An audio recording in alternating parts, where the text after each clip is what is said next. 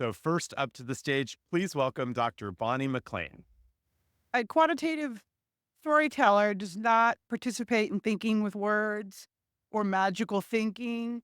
We think about the data. So we're going to sit inside a data center for 3 or 4 minutes while we talk about some of the insights and some of the things that we're challenged with when we talk about technology and geospatial analytics. Because if we did natural resource capital, nobody would turn a profit.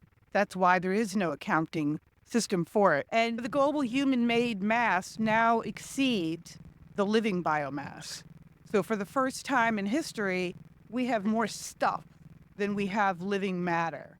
And it's our infrastructure. It's the metals, the asphalt, the bricks, and the material flow. We talked about this a little bit yesterday. The mining, we outsource the harms and we get the electric vehicles, the cell phones. This is the Democratic Republic of Congo. And it's a reminder of the material flows and the energy we need, and we say we need, for the technology advancements that we have. Like 20% of the data centers are going to go right for AI. And we're not really planning for it. This is New York. This is an energy Sankey flow diagram of the energy issues that we have here. And we're looking at the grid. If you look at the lower right corner, we don't even feel the urgency. We're not pricing it appropriately. It's almost like it's not happening, or we're denying that it is happening. That biomass is diminishing, right? We have mass extinctions, loss in diversity. So I want you to feel that we're inside of this. And the cloud now outpaces the whole airline industry in terms of its carbon footprint. And these data centers that we're sitting in right now is the equivalent of 50,000 homes. This is real data, real information that we can't put over there. These are those boundaries we talked about yesterday. We've already exceeded 6 of the 9. 3 to go. And we need to be mindful of this. This is very important. And then you can find out. This here is an example of how we can create semantic layers and tell our data story. Take those columns in your data set. See how they relate. This is what I do as a quantitative storyteller. We teach people how to make people care about all this information that we have. That upper right corner never used to be part of the narrative. Now we're saying, hey, we need to account for societal funds. We need to figure out where the energy is coming, where it's going, how we're going to dispense with it, how we're going to protect the planet that we live on. 2.5% of our forests go away every year.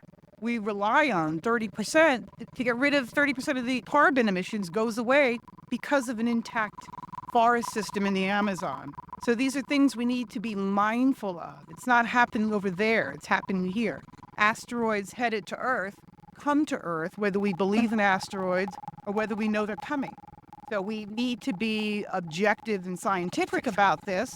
We can't always say technology advancing AI and think it's happening over there. It's happening here, and we're part of that change, and we're part of that system. And renewables are great. It's part of the discussion. But if you're a bench scientist like me, you realize that it's not dense enough. It's not data. You can see the data densification here. It's not there. We're more efficient, but we're using more and more. This is the state of the U.S. Insufficient, critically insufficient, continuing to be insufficient. This is our soil layer impacted by the Anthropocene. And yes, we do have some nuclear solutions coming on board. It's clean, it's cleaner, but it's not going to happen now. This is like societal metabolism. Think of this as a metaphor. It's a linear relationship. The larger we are, economy of scale, we can be more efficient. And you can see where humans and elephants are on that scale. But if you factor in our technology usage, we're each like 10 elephants in this room. So if you think about 10 elephants and the energy requirement, you got to look at the waste side too. And that wouldn't be pleasant, let's just say. So these are just concerns and things we need to sit with because we're geospatial professionals. We know we have the data, we have the information. What we need is the ability to tell the story. And this is energy. Look at the lower left corner. That's the density that we have in renewables and all these other resources, solar. It's great. It's a future, but we need to invest more and build our capacity. Thank you.